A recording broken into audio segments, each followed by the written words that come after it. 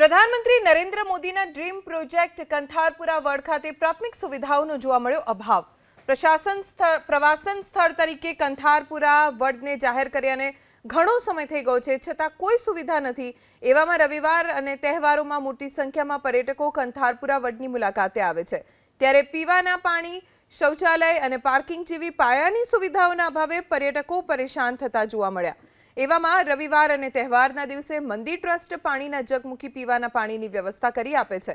જો કે development project કરોડોના ખર્ચે શરૂ કરાયાનો છે, પણ સુવિધાઓ અહીંયા કોઈ નથી।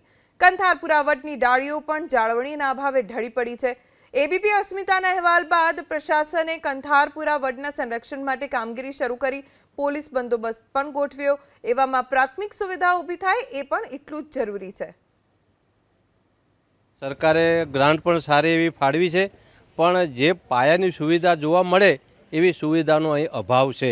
એ જેવી કે ટોયલેટ છે, પાર્કિંગ છે, પછી બીજું કે રસ્તા ઉપર હાઈવે ઉપર કંઈક સાઇનબોર્ડ નથી। કંથારપુરા વડ જવા માટે કોઈ સાઇનબોર્ડો કંઈથી વડવું કે એવું કોઈ હોય તો લોકો શ્રદ્ધાળુઓને જે પહેલી વખત આવે એને ઘણી અગવડ પડે એવું મારી દ્રષ્ટિએ લાગી રહ્યું છે। સગવડતા તો કશી નથી અહીંયા, આવવા જવામાં તકલીફ પડે છે। રોડ પાકા નથી, પાર્કિંગની સગવડ નથી, વોશરૂમની ટોયલેટ માટે સગવડ નથી, લેડીઝને પ્રોબ્લેમ થાય, અત્યારે આવી સિઝન છે, ઘણા બધા એવા પ્રોબ્લેમ છે। મંદિર સરસ છે, જગ્યા સરસ છે, પણ અગવડો બી છે જ સામે।